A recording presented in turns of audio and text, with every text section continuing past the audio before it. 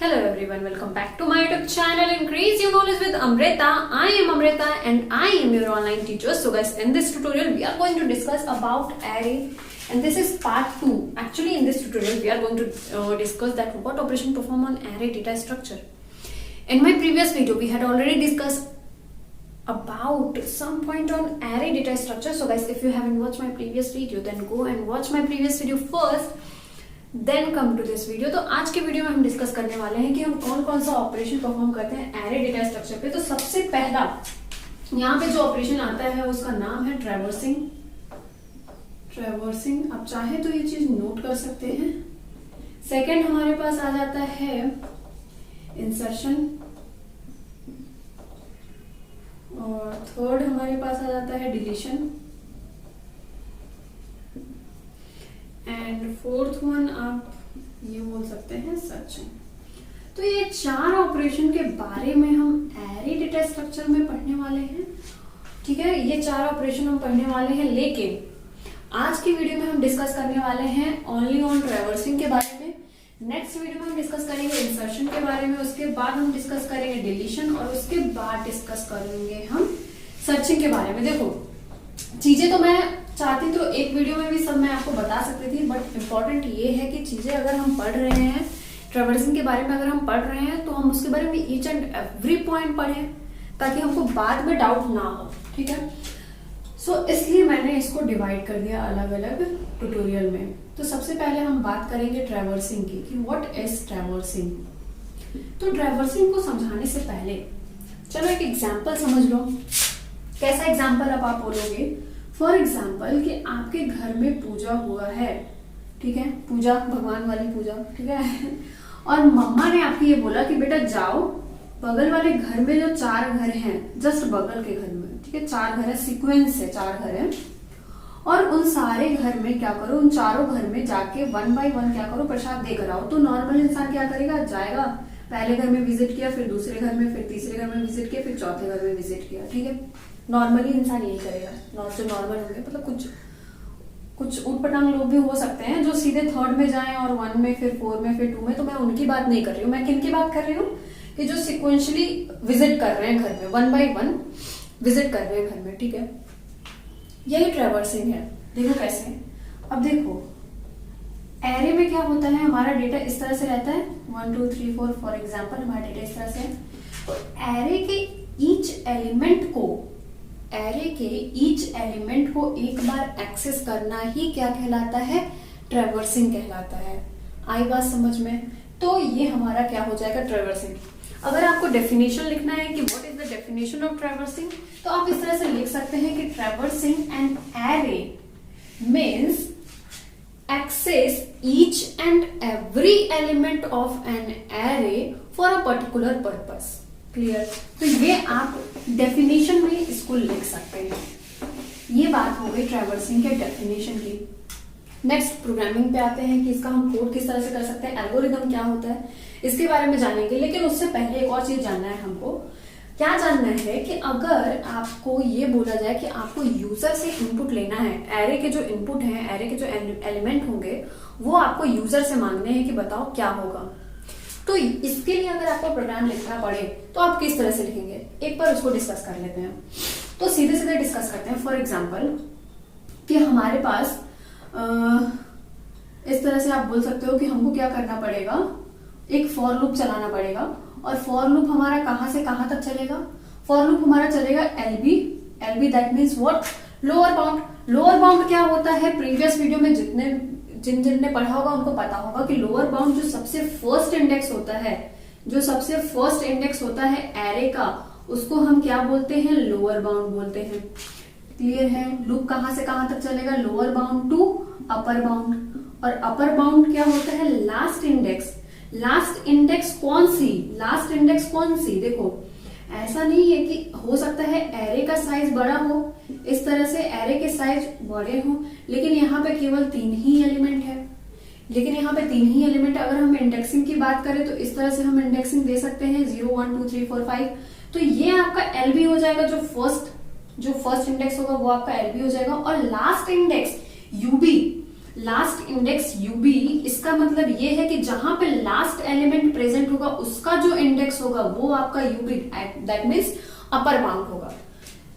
इतनी बातें हो गई क्लियर। ये चीजें मैंने प्रीवियस वीडियो में बताया था, फिर से बता दिया मैंने। तो हमको लूप कहां से कहां तक चलाना पड़ेगा, एलबी टू यूबी और आई प्लस प्लस, ठीक है। इतनी बातें हो गई क्लियर।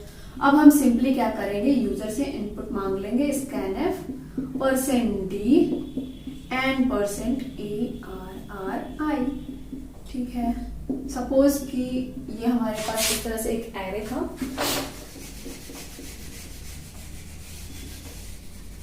क्या करना पड़ेगा हमको, यहाँ पे वेरिएबल लेना पड़ेगा इंट, एक i और एक हमने ले लिया ARR20, इस तरह से, ठीक है। ये हो जाएगा कि अगर हमको यूजर से इनपुट लेना है तो इस तरह से हम यूजर से इनपुट ले सकते हैं। इतनी बातें हो गई क्लियर। ये बताना जरूरी था, क्यों, वो मैं आपको आगे बताती हूँ, ठीक है। ये चीजें हो गई क्लियर कि अगर हमको यूजर से इनपुट लेना है एरे में तो हमको इस तरह से एक लूप चलाना पड़ेगा, एलबी टू यूबी चलेगा लूप, और सिंपली हम एरे का इनपुट जो है यूजर से स्कैनफ की हेल्प से ले लेंगे, ठीक है। चलो इतना हो गया क्लियर। अब नेक्स्ट डिस्कस करते हैं कि अगर हमको ट्रैवर्सिंग करनी है तो ट्रैवर्सिंग कैसे करेंगे। देखो मैंने क्या बोला कि ट्रैवर्सिंग क्या होता है कि एरे के ईच एलिमेंट को एक बार एक्सेस करना ही क्या होता है, ट्रैवर्सिंग होता है। तो अगर आपके पास एक एरे दिया हुआ है, फॉर एग्जाम्पल अगर आपके पास इस तरह से ARR5 इज इक्वल टू 1 2 3 4 5 इस तरह से एक एरे दिया हुआ है, तो अगर मैं इस एरे को 1 बाय 1 डिस्प्ले करा दूं तो मैं ईच एलिमेंट को एक्सेस कर लूंगी। क्या यही हमारी ट्रैवर्सिंग होगी, क्या, बिल्कुल होगी। तो यहाँ पे क्या हम करेंगे, सिंपली एक फॉर लूप चलाएंगे। फॉर लूप हमारा कहां से कहां तक चलेगा, एलबी टू यूबी, ठीक है। तो इंट एक वेरिएबल ले लिया हमने, इंट एक वेरिएबल ले लिया आई, ठीक है, आई ले लिया हमने। और अगर आपको एलबी यूबी लेना है तो उसकी भी वैल्यू आप रख सकते हैं, नहीं लेना है तो भी हम चल सकते हैं। कैसे चलेंगे कि हमारा जो लूप चलना चाहिए i is equal to 0 to i less than size. देखो अगर साइज 5 है, अगर यहाँ पे साइज 5 है तो इंडेक्स हमारा कहां से कहां तक चलेगा, 0 टू 4 चलेगा कि नहीं चलेगा। तो इसको हम लेस देन 5 इस तरह से लिख सकते हैं, इस तरह से भी लिख सकते हैं। दूसरा एक और एलबी यूबी का भी मैं आपको बता देती हूँ। नेक्स्ट हम क्या करेंगे, i प्लस प्लस, और हम सिंपली यहाँ पे क्या करेंगे, printf। अगर हमको ये देख लो, अगर हमको इस फॉर्मेट में चाहिए कि इस फॉर्मेट में डिस्प्ले हो इस तरह से ARR0 is equal to 1 and so on, सारे एलिमेंट हमारे इस तरह से प्रिंट होने चाहिए एरे के। तो इस फॉर्मेट में ही हमको printf के अंदर स्ट्रिंग पास करानी पड़ेगी। तो हमने क्या किया, ARR%d is equal to %d।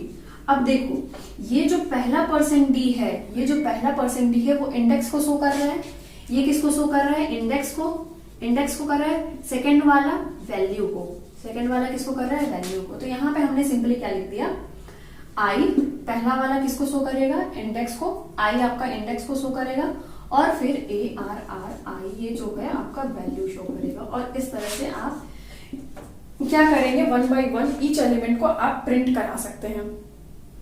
ये आप एल्गो के रूप में भी लिख सकते हैं, इसी तरह से आप एल्गो भी लिख सकते हैं। मैं डायरेक्ट कोड बता रही हूँ। एल्गो में भी क्या करना पड़ेगा, for i is equal to LB. देखो चलो एल्गो ही समझ लो। एल्गोरिदम की अगर मैं बात कर लूँ, अगर मैं एल्गोरिदम की बात करूँ तो किस तरह से हम एल्गोरिदम लिखेंगे इसका।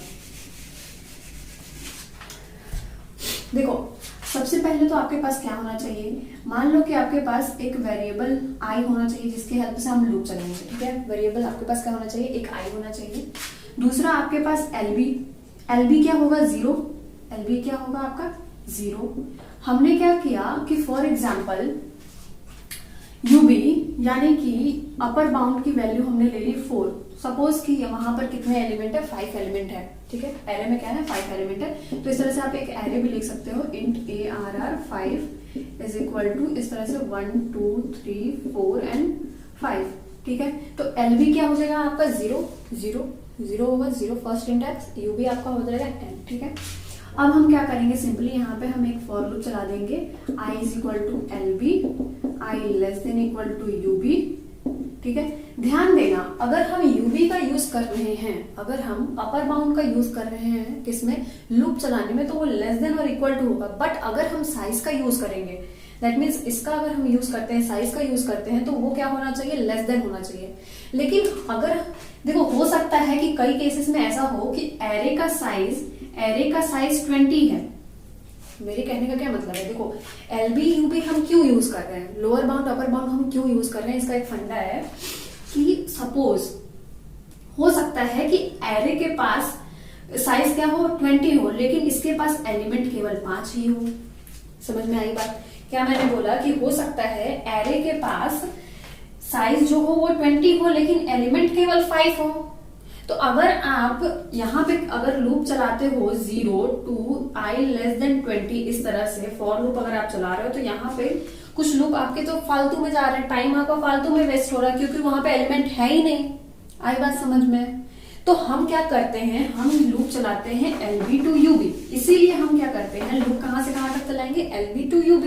यूबी क्या इंडिकेट करता है, जहां पे लास्ट एलिमेंट आपका प्रेजेंट है एरे में, उसका जो इंडेक्स होगा वो आपका यूबी इंडिकेट करता है। दैट्स व्हाई हम लूप कहां से कहां तक चलाते हैं, LB to UB। आई बात समझ में? आई होप कि इतनी चीजें आपको क्लियर हो गई होंगी। हमने क्या किया, I++, ठीक है। फिर हमको क्या करना है, सिंपली प्रिंट कर देना है। सिंपली हमने प्रिंट कर दिया, %d। जैसा मैंने बोला कि अगर आप चाहते हैं कि आपको फॉर्मेट में प्रिंट हो, किस फॉर्मेट में प्रिंट हो, मतलब कि अगर आप चाहते हैं कि बिल्कुल इस तरह से ARR 0=1 इस तरह के फॉर्मेट में प्रिंट हो, तो आपको इसी फॉर्मेट में स्ट्रिंग पास करना पड़ेगा, ठीक है, %d/n का यूज कर लेना। /n का यूज नहीं करोगे तो सारे एलिमेंट आपको एक ही लाइन में प्रिंट हुए मिलेंगे, लेकिन /n का यूज किया तो 1 by 1 आपको प्रिंट हुए मिलेंगे। फिर यहाँ पे हमने पहला, जैसा मैंने बोला, ये इंडेक्स के लिए है, जो कि इंडिकेट क्या कर रहा है, I, और दूसरा हमने कर दिया ARRI। इतना हो गया क्लियर, इतना हो गया क्लियर। यही आपका क्या हो जाएगा, सिंपली यही आपका एल्गोरिथम में बोल लो, ठीक है। इसी तरह से हम ट्रैवर्स करते हैं, ट्रैवर्सिंग करते हैं। अब दूसरा केस आप ये देख सकते हैं कि फॉर एग्जाम्पल अगर आपके पास एरे की वैल्यू नहीं दी हुई है, एरे नहीं दिया हुआ, आपको यूजर से पता करना है, ये भी पता करना है कि कितने एलिमेंट हैं, और ये भी पता करना है कि एलिमेंट की वैल्यू क्या क्या है। तो इस केस में हम इस तरह से करेंगे। चलो इसको भी देख लो जरा, इसको भी देख लेते हैं हम।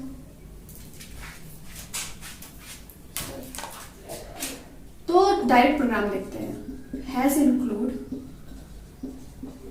stdio.h, ठीक है, int main start। यहां पे मैंने लिख दिया int। अब वेरिएबल देखना, हमको कौन कौन सा वेरिएबल चाहिए, हमको चाहिए क्या क्या चाहिए, हमको कि यूजर से हमको ये भी पता करना है कि हमारे एरे में एलिमेंट कितने हैं, ये भी पता करना है। तो इसको पता करने के लिए हमने n ले लिया, जो हमको ये बताएगा कि एरे में एलिमेंट कितने हैं, ठीक है। नेक्स्ट हमने ले लिया क्या, LB = 0, दैट मीन्स कि वो पहला इंडेक्स होगा, ये हमको पता है। देखो UB के बारे में हम कैसे निकालेंगे वो मैं आपको बताती हूँ। फॉर एग्जाम्पल एक हमको UB भी लेना है। नेक्स्ट क्या हम लेने वाले हैं, नेक्स्ट हमको जरूरत पड़ेगी एक लूप चलाने के लिए I की, और हमने एक एरे ले लिया जिसकी साइज क्या है, 20 हमने ले लिया, ठीक है, साइज 20 ले लिया। अब यहाँ पे क्या होगा कि यूजर हमको बताएगा कि कितने एलिमेंट हमको एरे में चाहिए, ठीक है। तो हमने सिंपली यूजर से बोला, यूजर भैया enter the number of element in an array, ठीक है। ये हमने एक स्ट्रिंग पास करा दी, क्लियर। और इसको बोल दिया सिंपली इसकी वैल्यू बता दो, तो %d and %n, इतना हो गया।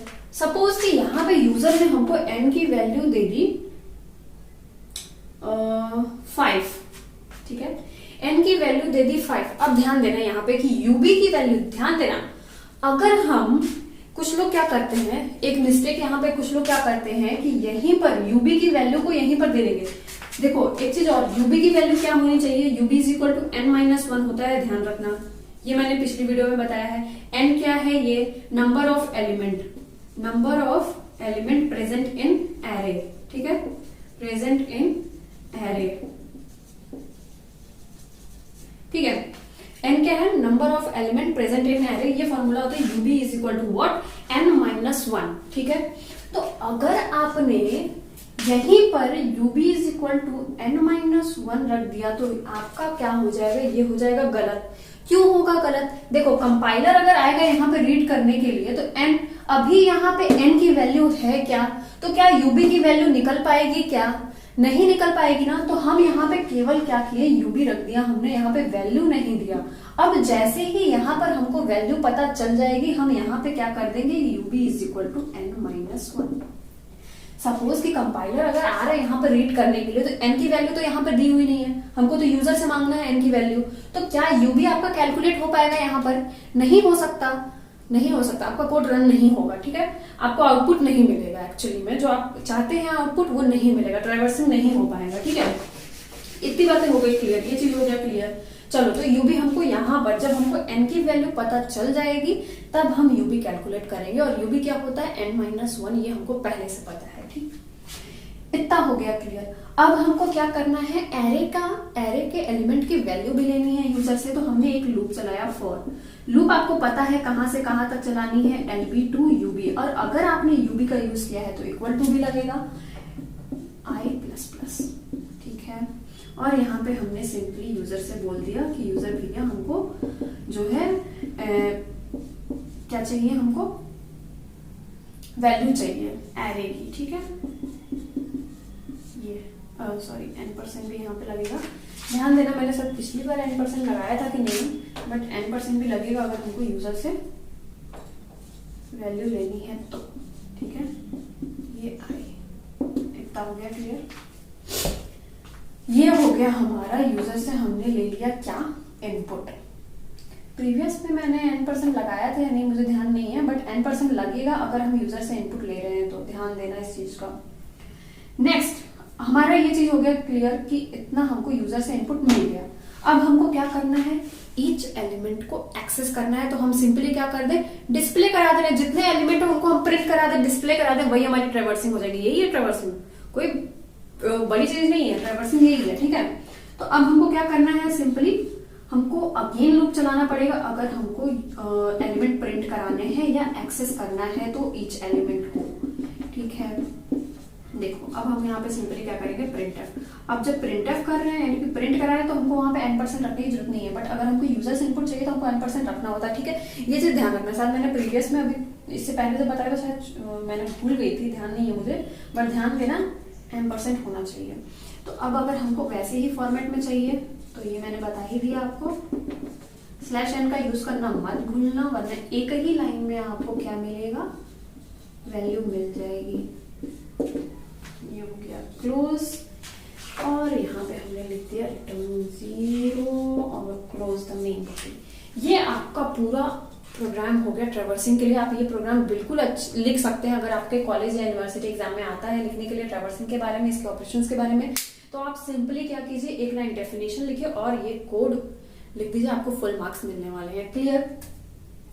तो ये चीज तो आपको समझ में आ गई, ये चीज आपको समझ में आ गई। यहाँ पे हमने यूजर से इनपुट ले लिया, सपोज कि n हमको क्या मिला है, 5 मिला है, तो हमारा जो लूप है वो कहां से 0 to 4 यानी 5 टाइम हमारा लूप चलेगा। यहाँ पर हमको यूजर से इनपुट मिल जाएगा 1 by 1 और यहाँ पे हमारा इनपुट प्रिंट हो जाएगा। सपोज कि अगर यूजर ने हमको इनपुट 1 2 3 4 इस तरह से दी हुई है, इस तरह से, तो हमको आउटपुट में क्या मिलेगा, ARR0 is equal to 1, ARR1 is equal to 2, ARR3 is equal to 2 is equal to 3, ARR3 is equal to 4 and ARR4 is equal to 5। ये आपको आउटपुट स्क्रीन पे देखने को मिल जाएगा। ये हो गई हमारी ट्रैवर्सिंग की सारी बातें। नेक्स्ट हम डिस्कस करते हैं, इसको हम रन करके भी देखेंगे, लेकिन उससे पहले एक चीज और डिस्कस कर लेते हैं। क्या हमको ये डिस्कस करना है कि what is the time complexity in this case. अगर हम ट्रैवर्सिंग ऑपरेशन परफॉर्म कर रहे हैं एरे में तो टाइम कॉम्प्लेक्सिटी क्या लगेगी आपको, टाइम कॉम्प्लेक्सिटी की वैल्यू क्या होगी। तो देखो यहाँ पे सिंपली अगर हम एक छोटा सा एग्जांपल ले लें, तो अगर हमारे पास इस तरह से 4 एलिमेंट हैं और एक एलिमेंट को एक्सेस करने में 1 यूनिट ऑफ टाइम लगता है, तो 4 एलिमेंट को एक्सेस करने में 4 यूनिट ऑफ टाइम लगेगा, 4 एलिमेंट को एक्सेस करने में 4 यूनिट ऑफ टाइम लगेगा, 10 एलिमेंट होता तो 10 यूनिट ऑफ टाइम लगता, और अगर n एलिमेंट होते तो ईच n एलिमेंट को एक्सेस करने में हमको कितना टाइम लगता है, n यूनिट ऑफ टाइम। तो क्या मैं यहाँ पे बोल सकती हूँ कि यहाँ पे जो आपकी कॉम्प्लेक्सिटी होगी, time complexity big O of n होगी, और जो कि बिल्कुल सही है। क्लियर? क्योंकि हमको ईच एलिमेंट को एक्सेस करना है। अगर यहाँ पे एक एलिमेंट 1 यूनिट ऑफ टाइम लेता है तो n element n unit of time लगेगा। तो सिंपल सा है, आपकी टाइम कॉम्प्लेक्सिटी देख के ही पता चल जाएगी, बिग O ऑफ n होगा। क्लियर है? तो ये हो गई ट्रैवर्सिंग के बारे में ईच एंड एवरी पॉइंट पर बातें डिस्कशन। अब हम इसको रन करके देखने वाले हैं कि क्या जो हमने कोड किया हुआ है वो सही है या नहीं। So let's check. So guys, हमने सेम प्रोग्राम को लिख लिया, मतलब कि हमने जो प्रोग्राम लिखा हुआ है वो किसके लिए है, वो है हमारा ट्रैवर्सिंग के लिए, कि हमको कैसे ट्रैवर्स कर सकते हैं। ट्रैवर्सिंग दैट मीन्स कि आपको पहले से पता है कि आप अगर एरे की ईच एलिमेंट को अगर आप प्रिंट करा देते हैं, डिस्प्ले करा देते हैं, तो वही आपके क्या हो जाती है, ट्रैवर्सिंग हो जाती है। वहां पर आप क्या करते हैं, ईच एलिमेंट को आप एक बार एक्सेस कर लेते हैं। ठीक है?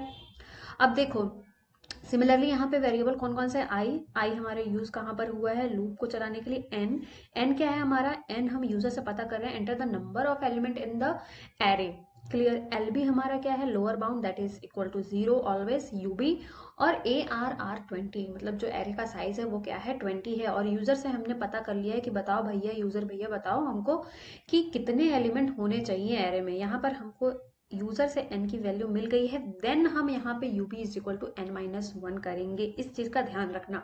ठीक है? अब हमने लूप चला दिया है, i is equal to LB to UB और i प्लस प्लस। यहाँ हमको होगा, यूजर हमको इनपुट देगा यहाँ पर एरे एलिमेंट के जो वैल्यू है वो हमको यूजर से पता चलेगी यहाँ पर। ठीक है? नेक्स्ट हमने फिर से एक लूप चलाया हुआ है, और इस लूप में हम क्या कर रहे हैं, इस लूप के थ्रू हम प्रिंट करा रहे हैं एरे के ईच एलिमेंट को, यानी कि डिस्प्ले करा रहे हैं, यानी कि ट्रैवर्सिंग कर रहे हैं। हम यहाँ पे ट्रैवर्स कर रहे हैं, ईच एलिमेंट को एक बार हम क्या कर रहे हैं, एक्सेस कर रहे हैं। तो जिस फॉर्मेट में हमको चाहिए उस फॉर्मेट में हम इस तरह से स्ट्रिंग पास करा सकते हैं, और हमको उसी फॉर्मेट में क्या मिल जाएगा, आउटपुट मिल जाएगा। /n का यूज हमने क्यों किया हुआ है, ताकि हमको जो आउटपुट है वो लाइन चेंज करके मिले। अब इसको हम रन करके देखेंगे। तो यहाँ पे मैंने लिख दिया 5, और मैंने इनपुट दे दिया 1 2 then 3 then 4 then 5। सो ये देखो, यहाँ पे यूजर ने इनपुट दिया है, यानी कि मैंने यहाँ पे इनपुट दे दिया 1 to 5, और ये हमको मिल गया। यहाँ पर हमने ईच एलिमेंट को एक्सेस कर लिया, यानी कि हमने ट्रैवर्सिंग कर ली। आई बात समझ में? तो हमारा जो कोड है वो क्या है, बिल्कुल सही है। सपोज कि अगर हम यहाँ पर /n का यूज नहीं करते, एक चीज और देख लो, /n का यूज नहीं करते तो क्या होता। ये देखो, यहाँ पे हमने 5 दे दिया, 5 एलिमेंट 1 2 3 4 5, और ये देखो एक साथ ही हमको मिल गया, एक ही लाइन में मिल गया। इस तरह से ये देखने में अच्छा नहीं लग रहा है। ठीक है? गुड रिप्रेजेंटेशन नहीं है ये, इसलिए हम यहाँ पे क्या करते हैं, /n का यूज कर लेते हैं। अब नेक्स्ट ये देखो, अगर मान लो कि यहाँ पर अगर हमने ub की वैल्यू ना देकर, मतलब कुछ लोग गलती करते हैं, ये चीज यहाँ पर दे देते n-1, तो क्या ये वर्क करता? इसको रन करके देखो रन करके क्या हो रहा है। ये देखो, यहाँ पे मैंने लिखा 5, और ये आपका खत्म हो गया। यहाँ पे आपको क्या मिल रहा है, आउटपुट नहीं मिल रहा है। क्यों नहीं मिल रहा है? क्योंकि यहाँ पे कंपाइलर को पता ही नहीं चलेगा ना। यहाँ पे अगर कंपाइलर इस लाइन पर है तो यहाँ पर n की वैल्यू अभी नहीं प्रेजेंट है। हमको n की वैल्यू यहाँ इस स्कैनफ में n की वैल्यू हमको पता चल रही है, तो यहाँ पे ub कैलकुलेट नहीं हो सकता, इसलिए हमको ub को यहाँ पर कैलकुलेट करना पड़ेगा n की वैल्यू को पता करने के बाद, तो हमारा कोड बिल्कुल सही रन करेगा। आई बात समझ में? अगर मैंने 4 एलिमेंट दे दिया इस तरह से 1 2 3 4, तो ये आपका कोड हो गया रन, और आपने ट्रैवर्स कर लिया है परफॉर्म। और जैसा कि मैंने बोला, टाइम कॉम्प्लेक्सिटी क्या होती है यहाँ पर आपकी, अगर n एलिमेंट है तो n। आई बात समझ में? सो आई होप कि आपको चीज़ें क्लियर हो गई होंगी। ट्रैवर्सिंग क्या होता है, किस तरह से हम ऑपरेशन परफॉर्म करते हैं, विद कोड रन करके भी बता दिया, अलग अलग मैंने यहाँ पे केसेस भी बता दिए। तो अगर आपको मेरी वीडियो से कुछ भी सीखने को मिला हो तो प्लीज मेरी वीडियो को लाइक करें, मेरे चैनल को सब्सक्राइब करें, and don't forget to share with your friends and family. Thanks for watching. मिलते हैं नेक्स्ट वीडियो में। Thank you.